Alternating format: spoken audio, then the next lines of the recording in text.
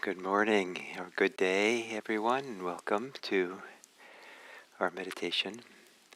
And today I would like to call attention to the statue of the Buddha that's behind me here.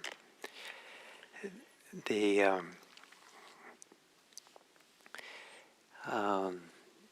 statues of the Buddha sitting in meditation this way are idealized depictions of the Buddha, and very idealized. They are symbolic descriptions of something very significant. And it isn't that we're looking at this to see the Buddha, as it is we're looking at it to see something about ourselves.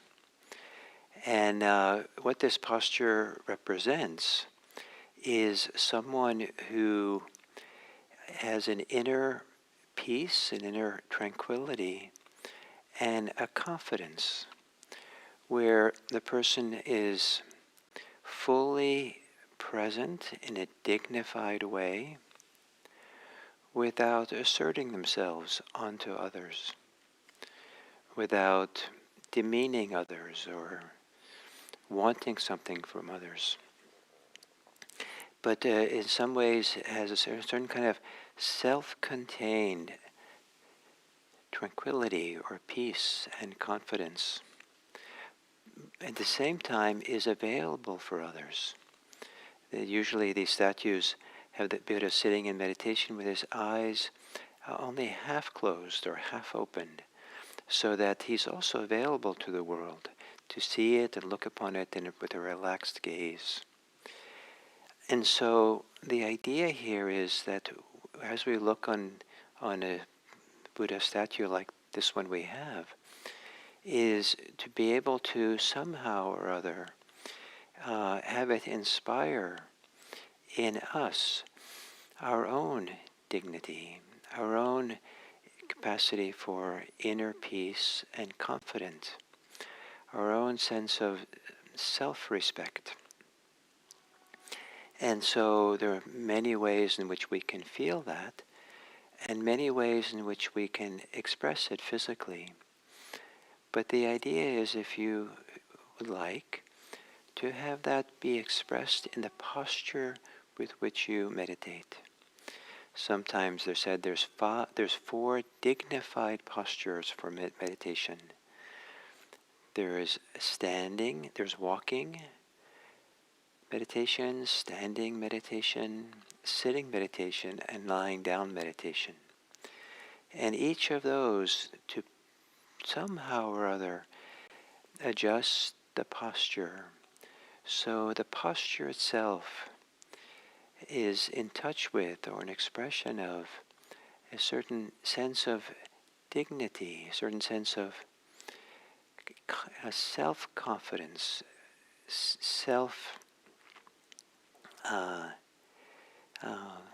inner peace.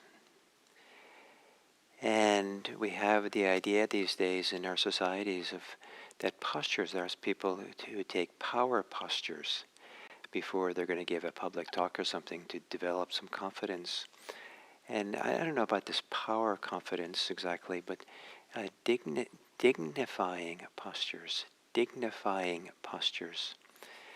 To sit in meditation with a dignity like a Buddha. So to assume your meditation posture, and for today, to give a little emphasis on finding a posture that is an expression of dignity, of your value, of your confidence that just being alive here, that you are important, you are invaluable, you have dignity, respect, and you might want to sit, if you're sitting, you might want to sit a little bit straighter. You might want to sit or even lie down in such a way that allows your chest to be more open, and or more full. A full chest is a confident chest.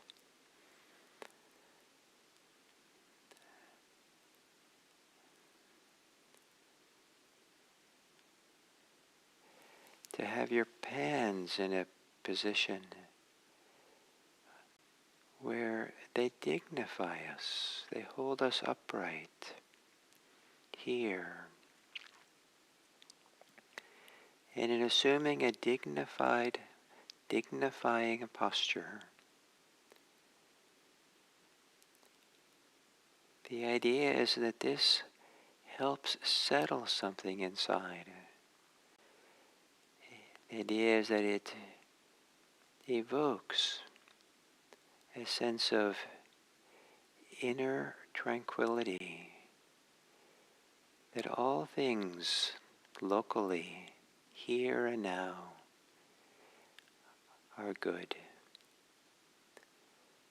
Locally here in this body and this mind, this heart, this person that's you, has self-dignity, self-respect, gazing upon oneself favorably.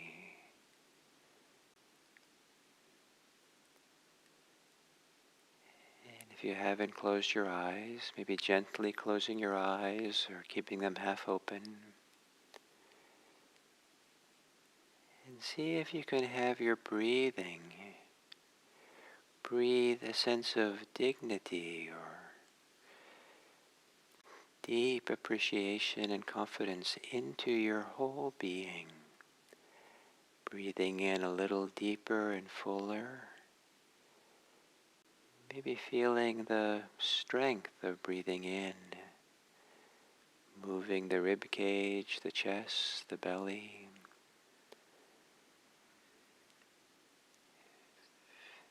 So it provides a feeling of strength and confidence and value. And on the exhale, relaxing, letting go. But not letting go of dignity and confidence. Letting go into it.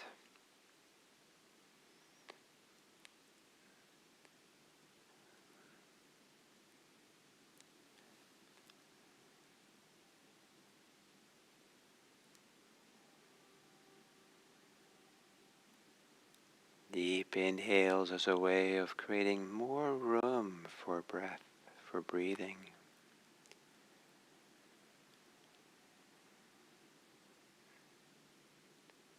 And for the enlivening effect of breathing in and breathing out.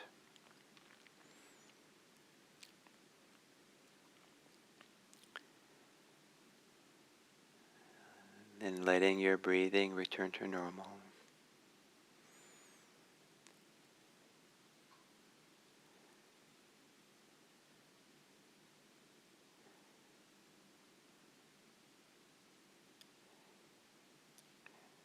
And feeling into whatever degree that your body, your posture,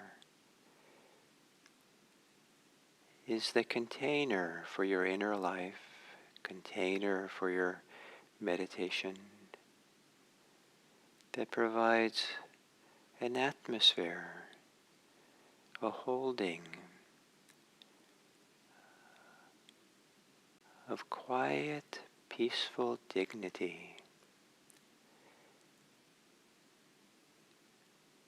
that highlights the immense value of embodying our present moment experience.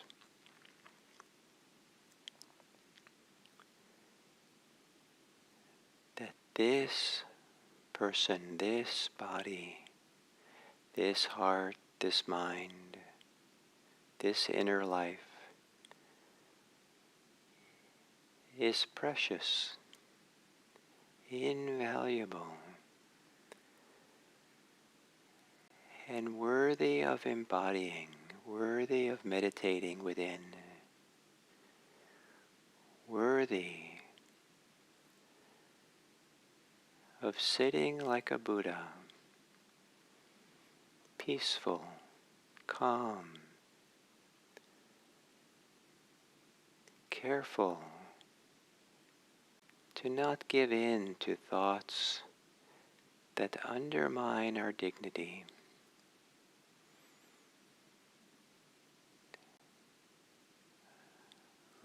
Let the dignity of a Buddha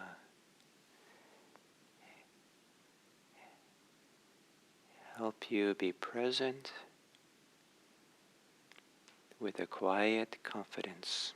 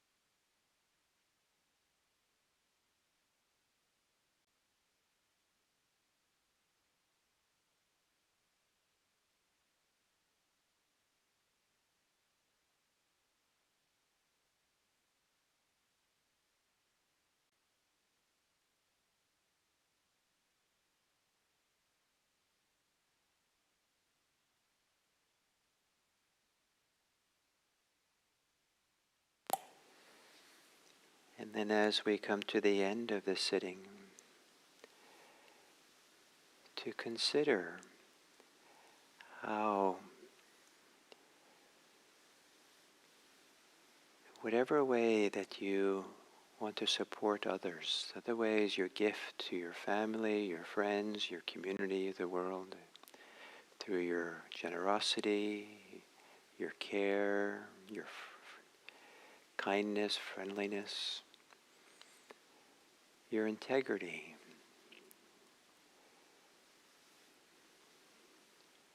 That whatever way that you have to offer with your skills and your abilities, it carries much more value, much more strength if you do it carrying your inner dignity with you. And if you dignify others in the process, if you're really here in a full, dignified way, whatever you're offering carries more value. Whatever way you see others as valuable, as having dignity, what you offer carries more value. And may it be that this practice that we do brings a greater sense of our own personal dignity and allows us to see others in a dignified way, dignifying others. And with that, living our lives for the welfare and happiness of this world. May all beings be happy. May all beings be safe. May all beings be peaceful. May all beings be free.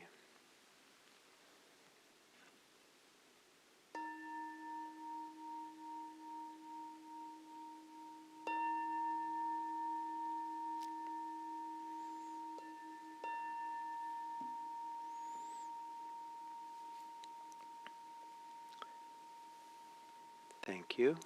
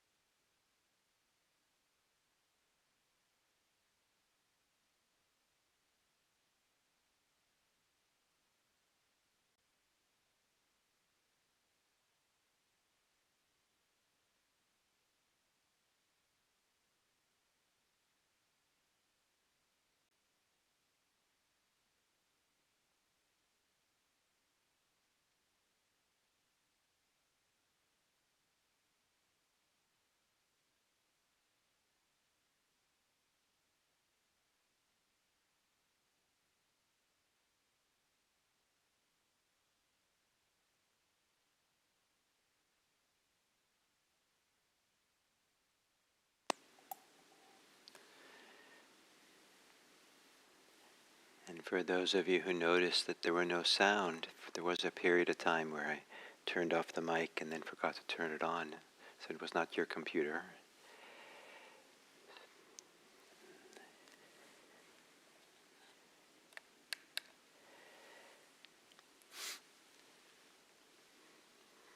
So welcome to this fourth talk titled To Transform the World. And it's partly, or a big part, chosen as a theme it's the week before the election that we have here in the United States, an election that has created a lot of anxiety and a lot of divisiveness, and an election which suggests that there might be a lot of conflict in the wake of it. And and certainly we can get involved in election politics, so getting out the vote, all kinds of things we can do that together with others can make a big difference. But here, I'm offering something different for now, and that is an approach to how to transform the world that is suitable and may be powerful no matter what the outcome of the election, no matter what happens. That whatever way that we want to respond, whatever way we want to deal with it, that let it come from these values that come out of this practice. And so for today, the emphasis is on dignity and respect. That Buddhism puts a tremendous value on our dignity, our value, our self-respect. And as I said in the meditation, that the Buddha statues, like the one we have here, are symbolic representation of what it's like for a human being to be fully in the place, inhabiting in the place where they are. So the Buddha's sitting on the ground, fully grounded, fully present in this spot. No question about it. He's here, rooted here, on that spot. And then the upright torso is with a chest that's kind of a little bit open, is an expression of a dignified presence. The eyes are half closed, the head is not leaning forward, the torso is not leaning forward or pulling back. It's fully here, present in this world, without being aggressive or being passive, and without staring or turning away. Here, with dignity and presence, and then the body that's relaxed and alert. Wonderful, these kinds of, some of these statues, if you looked at them from the side or from the back, sometimes my favorite part of the statues is the alertness of the spine that the sculpture has made. It's alive in a wonderfully significant and powerful way, like this. So it isn't just that we're alive and present with the front of us, with our thoughts and ideas and eyes and what we can see and how we see others seeing us. But from the back, we have our own back in a sense, with standing up, with this alert posture. It's not collapse, it's not depending on anything, it's self-reliant. And this is all symbolic, and the idea is for each person to find their own way to manifest a kind of dignity in their very being. Sit and meditate, show up with it.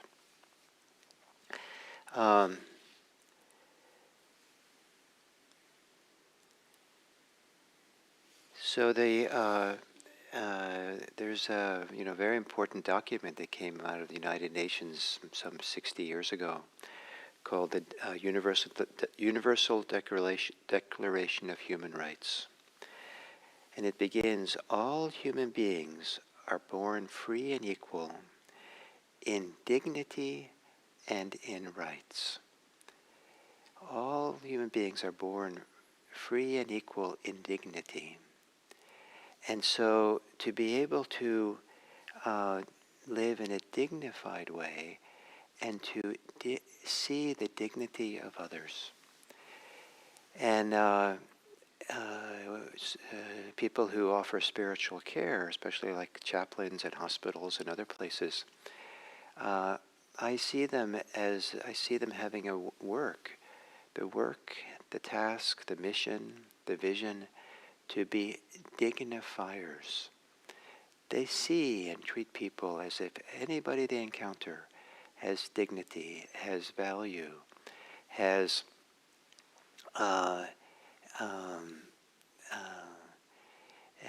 is an equal, is someone to make room for. They're allowed to be here, and we can respect them, we can dignify them, we can hold them up. And the reason why it's so important for these chaplains to do that is that, and for us to do it, is a lot of people in our world are now treated as if they have dignity, as if they're valuable. They're not met with respect. They're not seen as full human beings on this planet. And if we offer, and so if we, everything we do for others, whether we speak to them kindly or we speak to them with difficulty because of differences we have, can we first and foremost view them as dignified human beings, as respect-worthy human beings? And one of the reasons for that is then they'll listen to us. Then whatever way we show up for them has more value, more meaning. If we offer kindness, the kindness is more powerful. If we offer truth-telling, the truth-telling stands more stronger with that unassertive, unaggressive, dignified way of carrying it and being with it. And if we dignify others, they might be more available to hear what we have to say, to experience our generosity. It might settle something. When people are diminished and belittled and disparaged, it makes people feel terrible. And then that feeling terrible creates a tendency for living in harmful ways, harming oneself and harming others. It doesn't create people who are going to support others into this world.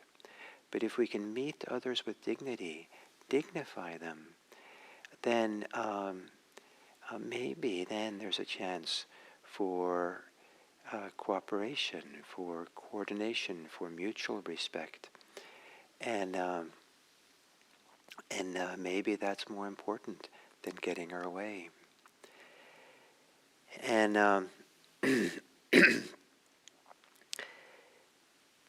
sometimes the word dignity is associated with a inner tranquility, inner peace that comes together with an inner confidence, confident dignity, confident peace, as if we are allowed to embody the place we're in, as if we can really show up and be here, and we count. We're important in and of ourselves, but not so important to diminish the value of anybody else, but important so we can value other people as equals in their dignity. Maybe separating out what they say and what they do from maybe an inherent dignity that comes with being a human being, inherent value, respect-worthy for something profound in who people are. And how do we do this? How do we dignify people? Well, here's a quote from Eleanor Roosevelt, again talking about universal human rights. Where, after all, do universal human rights begin? In small places, close to home. So close and so small that they cannot be seen on any maps of the world. Such are the places where every person and child seeks equal justice, equal opportunity, equal dignity, without discrimination. Unless these rights have meaning there, they have little meaning anywhere. Unless our own dignity and our dignifying others, the dignifying of others, has no role in the small interactions as we go through the day, then perhaps it's hopeless to expect it to happen anywhere else in the wider world. So may it be that this practice that we do helps us to sit like the Buddha, walk like the Buddha, talk like the Buddha, with a confidence, a presence, a peace, and a clarity about our own dignity and value and the dignity and value of others. May we share a dignified and dignifying world with others. May all beings know that they are valued in their fundamental way that they were born equal and free. May all beings be free. Thank you.